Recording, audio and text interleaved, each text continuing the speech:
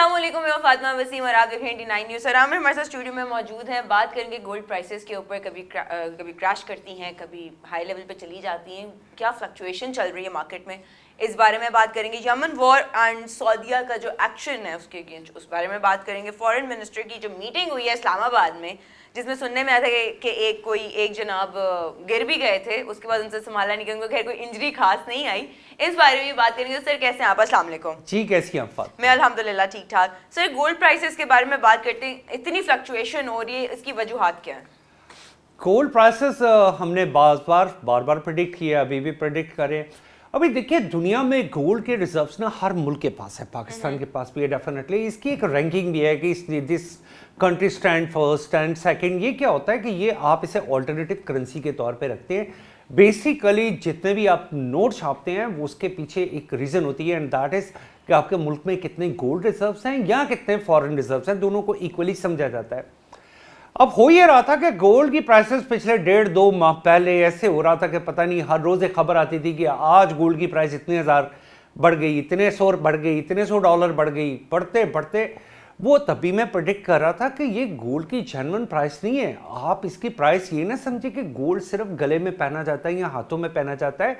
Gold की सबसे बड़ी कंजम्पशन है और वो है उन इलेक्ट्रॉनिक चिप्स में जो कि मैन्युफैक्चर होती हैं। आपकी जितनी भी चीज़ें इलेक्ट्रॉनिकली प्रोड्यूस होती हैं उसमें गोल्ड की कहीं ना कहीं माइक्रो लेवल पे एक उसका यूजेज ज़रूर होता है। सबसे ज़्यादा कहाँ होता है? इंटीग्रेटेड सर्किट्स में। आपके जितने मोबाइल फ़ोन हैं, आपके कंप्यूटर्स हैं, ये जितनी भी ऐसी चीज़ें हैं, इनमें कहीं ना कहीं गोल्ड लगा ज़रूर होता है, भले ही वो एक बहुत छोटी सी लेयर की सूरत में हो। अब इसका सबसे बड़ा बायर कौन था? सबसे बड़ा दुनिया में बायर था ताइवान। आज भी ताइवान है, क्योंकि ताइवान दुनिया में ऑलमोस्ट जिसे कहा जाता है कि 90% of the semiconductors are being produced by Taiwan. So उसका एक इम्पैक्ट, लोग ये समझते हैं कि गोल्ड सिर्फ हमारे मुल्कों में, तो सिवाय हमने तो कभी टेक्नोलॉजी पे गौर ही नहीं ना किया कि टेक्नोलॉजी बड़ी ज़रूरी चीज़ है। हम गोल्ड को सिर्फ गले वाले में पहनने के लिए इस्तेमाल करते थे। अब उसका एक इम्पैक्ट आया, और इम्पैक्ट ये आया है कि रशिया ने 16 टन गोल्ड अपना मार्केट में फ्लोट कर दिया और बेच दिया है। और 16 टन गोल्ड की कैटेगरी में 16 टन एक बहुत बड़ी कैपेसिटी है, लेकिन रशिया के टोटल रिजर्व्स इससे कई 100 गुना ज़्यादा है। उन्होंने एक बड़ी छोटी सी क्वांटिटी बेची है, लेकिन क्वांटिटी बेचने के पीछे अब जो स्पेकुलेशंस है, अगर इसकी प्राइस ऊपर ही जानी थी, जाहिर है उनकी गवर्नमेंट भी आंख रखे हुए है, सारी दुनिया आंख रखे हुए है कि नहीं जी, गोल्ड की प्राइस ऊपर जा रही है, हमने इसको प्राइस को नीचे नहीं आने देना। लेकिन जब उन्होंने 16 टन बेचा है तो उन्होंने कुछ सोच के तो बेचा है। तो इसका मैं इम्पैक्ट ये ले रहा हूँ, मैं बार बार ये कह रहा हूँ कि वो लोग जिन्होंने अपने पैसे, पाकिस्तान में पैसे लोग 2-3 जगह पे इन्वेस्ट करते थे, जो बेसिक इन्वेस्टर है, बेसिक इन्वेस्टर मैं आप हम जैसे मामूली लोग नहीं हैं, बेसिक इन्वेस्टर बहुत बड़े इन्वेस्टर होते हैं। वो कहाँ इन्वेस्ट कर रहे थे? वो कर रहे थे इन्वेस्ट, नंबर 1 वो इन्वेस्ट कर रहे थे आपके जो है डॉलर एंड गोल्ड रिजर्व्स में।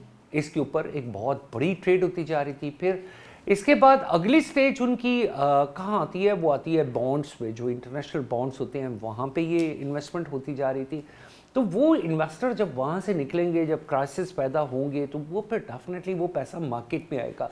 तो ये जो गोल्ड प्राइस क्रैश की है ना, इसके इफेक्ट्स बिल्कुल आम लोग होंगे, लेकिन इसका अल्टीमेटली फ़ायदा मार्केट को मिलेगा ज़रूर। सर मार्केट को तो मिलेगा, बट लोग भी कहते हैं ना कि अच्छा सोना पहुंच से बाहर हो गया, जो लोग अफोर्ड नहीं इतना कर सकते उनके लिए तो बहुत बेटरमेंट आप उसकी ये समझे कि उसकी बाइंग कैपेसिटी बढ़ गई है, लेकिन इंटरनेशनल बाइंग कैपेसिटी, जैसे मैं बार बार आपको कह रहा हूँ कि दुनिया में 80% सोना इस काम पे यूज नहीं होता जो हम समझते हैं। वो सोना इंडक्टर्स और इन सारी चीजों को बनाने में यूज होता है, उसका एक्चुअल यूज वो है। ओके सर, और यमन वॉर जो हो रही है और उसके अगेंस्ट जो सऊदीया का एक्शन है, वो आप उस बारे में क्या कहेंगे? यमन में हुसी बागीस, हुसी जिन्हें हुसी कहा जाता है, और मोस्टली उनमें ज़ैदी फ़िरका कहा जाता है, और ये ज़ैदीज़ को बड़े पुराने शियाटीज़ एक ग्रुप है और it is supported by Iran. बड़े पुराने लोग हैं, बड़े वॉरियर किस्म के लोग हैं, और इनका भी एक बड़ा किरदार रहा है। और पूरी दुनिया से जब यहूदी माइग्रेट किए थे इसराइल में, जब इसराइल की फॉर्मेशन उन्होंने इलीगल फॉर्मेशन, मैं तो कहूँगा कि गैर कानूनी तौर पे एक मुल्क बना और उसमें से अच्छा उसमें जो यहूदी वहाँ पे माइग्रेट किए उनमें से बहुत सारे मुल्कों के थे, सबसे ज़्यादा तो मेरे ख्याल है ईरानी थे, मुझे आज भी लगता है। लेकिन ईरानियों के अलावा सोमालियन, यमन से, even from some different Arab countries including with Syria, Egypt और इस पूरे रीजन से यहाँ पे स्कैटर्ड थे यहूदी, हर जगह पे मौजूद थे, वो वहाँ पे माइग्रेट कर गए। अब ये जो हुसी पाकिज हैं ये वहाँ के लोकल हैं, लोकली मैं उन्हें कहूँगा कि वो वहाँ पे बड़ी देर से they were always being supported by the Iranian, वो एक प्रॉक्सी हैं जिन्हें आज भी एक प्रॉक्सी कहा जाता है। और अमेरिका की जो बहुत बड़ी एक डिमांड है ना उसमें ये भी है कि ईरान अपनी प्रॉक्सीज को डिफ्यूज़ करे, और प्रॉक्सीज में क्या है, हमास है, प्रॉक्सीज में हिजबुल्ला है, प्रॉक्सीज में हुसीज है, ये तीन उनकी बड़ी प्रॉक्सीज हैं। हमास को तो खैर लास्ट वॉर में बहुत डैमेज हुआ है, एक बहुत स्वेयर डैमेज हुआ है, लेकिन उसके बावजूद they survived, it is okay. But Houthis, अब हुसीज क्या कर रहे हैं कि वो वहाँ से फायर कर रहे हैं मिसाइल्स, लॉन्ग रेंज मिसाइल्स, कहाँ पे, इसराइल के ऊपर, यानी देयर इज अनदर फ्रंट। और हुसीज जिस जगह पे हैं वो एक टिप है, एक ऐसा बिल्कुल एक हॉर्न बना हुआ है ऐसा जहाँ से रेड सी यानी कि स्वेज कैनाल की तरफ जो ट्रांसपोर्टेशन होती है उसको भी वो रेगुलेट कर सकते हैं, और कर भी रहे हैं। उन्होंने भी बड़े शिप्स पे हमले किए हैं, ऑयल शिप्स पे भी किए हैं। इवन जो ऑयल आ रहा है सऊदी अरेबिया का फ्रॉम रेड सी पे भी उनकी एक चूँकि एक स्टेशन है जहाँ से वो बहुत बड़ी ट्रांसपोर्टेशन करते हैं अपने वेस्टर्न साइड से, तो उसको भी वो कैटर करें। तो ये जो हुसीज है ये इस वक्त दोबारा बड़े एक्टिव हो गए हैं, और मुझे ऐसा लगता है कि ईरान ने इसको एज अ प्रॉक्सी भी रखा है। इसमें कोई शक नहीं है, इंसान को सच्ची बात करनी चाहिए। लेकिन अब जो हालात है, ईरान को चाहिए कि जब सिस्टम डिफ्यूज़ हो रहा है और हर चीज़ अपने अपने लेवल पे जा रही है, तो बजाय इसके कि हम एक और स्ट्रैटेजिकल वॉर की तरफ चल पड़े दुनिया, तो मेरा ख्याल है कि ये इसमें थोड़ी कमी आनी चाहिए। और दुनिया को इस वक्त सबसे ज़्यादा ज़रूरत है इकोनॉमिकल स्टेबिलिटी की, वरना हम इस मिडल ईस्ट वॉर के बाद ये क्राइसिस इतने ह्यूज हैं कि ये इतने बड़े क्राइसिस सेकेंड वर्ल्ड वॉर के बाद नहीं थे। तो इतने ह्यूज क्राइसिस अगर हमें निकलना है तो we have to be very positive. बच्चे आपको क्या लगता है? अच्छा, ये हुसीस, अब इस पे सॉरी मैं ये एक बात बतानी भूल गया, Saudi Arabia have his reservations about it. Saudi Arabia ने कई दफ़ा कहा कि हमें हुसीस के इन एक्शंस पे रिजर्वेशन है, और ये हुसीस वो भी है कि जिनको एक साइड पे अगर इनको ईरान सपोर्ट करता है तो दूसरी साइड पे याद रखे इनको साथ यूएई भी सपोर्ट कर रहा है। अब यूएई की ये नहीं समझ आती कि यूएई अलाय किसका है। यूएई अलाय है किसी जगह पे वो इसराइल का अलाय है, किसी जगह पे वो ईरान का अलाय है, किसी जगह पे वो सऊदी अरेबिया का अलाय है, किसी जगह पे वो इंडिया का अलाय है। वहाँ पे जाके वो लेटर ऑफ इंटेंट और वो सारा कुछ वो साइन कर रहे होते हैं। तो this is also little bit suspicious. मेरी तो ये समझ में नहीं आ रहा कि एक्चुअली यूएई जो है वो स्ट्रेटेजिकली अलाय किसका है। अभी तो वैसे मुझे सच्ची बात है वो अमेरिका का भी अलाय नजर नहीं आ रहा, अमेरिका के साथ भी वो नजर नहीं आ रहा। ठीक हो गया सर। सर, जो फॉरेन मिनिस्टर की मीटिंग हुई है इस्लामाबाद में, उसके बारे में आप क्या कहना चाहेंगे? सुना है कि वहाँ पे कोई गिरा भी था। देखिए, ये अब लोगों ने मीम्स और जोक्स और वो, मैं इस चीज़ के बड़ा खिलाफ हूँ।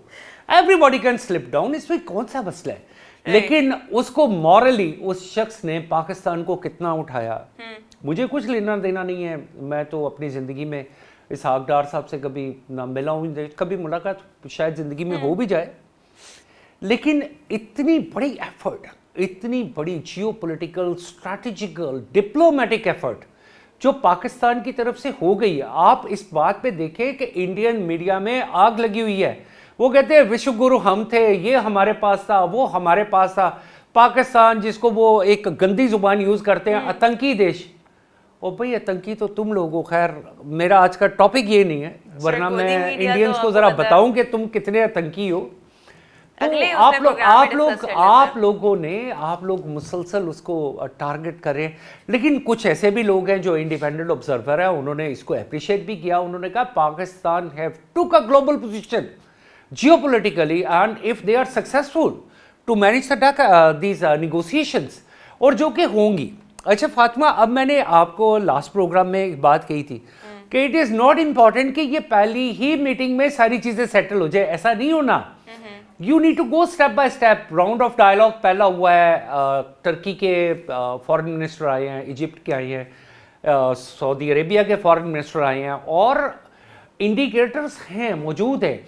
अच्छा, ट्रंप ने अब इस बारे में एक और बड़ी खूबसूरत बात की, उसने कहा कि हमारे डायलॉग ईरान के साथ डायरेक्टली भी हो रहे हैं, इनडायरेक्टली भी हो रहे हैं, यानी directly they are also in contact. Diplomacy में ऐसा होता है, हम जो समझते हैं ना कि इसके साथ जंग जारी है और ये कुछ हो रहा है, इसके पीछे बैक ऑफ द कर्टन हमेशा डिप्लोमेसी चल रही होती है। और मैं बार बार कहता हूं कि none of the country can afford this kind of destruction जितनी हो चुकी है। और इसके बाद तो क्या है, आपने स्टोन एजिस में तो नहीं ना जाना। तो मेरा ख्याल है कि ये पत्थर मार के बंदा आग लगा रहा हाँ, पत्थर मार के आग लगाना होता है। तो दीज डायलॉग्स में be on the screen end of the screen it will be successful. और ये अगर पाकिस्तान करवा जाता है तो वो इंडिया वालों को जो कहते हैं ना विश्व गुरु, वो तुम्हारा विश्व गुरु कोई नहीं है। फिर तो विश्व गुरु हमारे जो है प्राइम मिनिस्टर होंगे, हमारे चीफ ऑफ डिफेंस फोर्सेस होंगे, हमारे इसाक डार साहब होंगे। और वो लोग जो फातिमा जो मुसलसल मीम्स बना रहे हैं, मैं तो हैरान हूँ। अभी भी कई ऐसे लोग हैं, इन्होंने क्या किया है कि इन्होंने टेक्निकली दूर करने की कोशिश की है पाकिस्तान के लोगों को पाकिस्तान की आर्मी से। आप मेरी बात याद रखिएगा, कोई भी मुल्क जब तक वो स्ट्रैटेजिकली स्ट्रेंथन नहीं है, वो इकोनॉमिकली स्ट्रेंथन नहीं हो सकता। Don't put me the example of the Russia, there were some other factors involve behind that, कि वो एक लावा था जो पक रहा था और जो उबल गया। क्या वेनेजुएला के पास पेट्रोल नहीं था? क्या नहीं था? स्ट्रैटेजिकल पावर नहीं थी। आपके सामने है। और बहुत सारी एग्जांपल्स हैं, जब इराक पे पूरा लौ लश्कर लेके अमेरिका और नाटो जो है वो पल पड़ा था, तो क्या इराक के पास पैसे नहीं थे? बिल्कुल थे। ऑयल था, पैसे थे, हर चीज थी। एक चीज नहीं थी कि उनके पास इतनी सॉलिड, इतनी मजबूत आर्मी नहीं थी। तो this happened with Libya also, so there are many examples, we can not go for that. Okay sir, thank you so much. और इसी के साथ हम दोनों को इजाजत दीजिए, इंशाल्लाह जल्द हाजिर होंगे एक नए प्रोग्राम के साथ। तब तक के लिए अल्लाह हाफिज।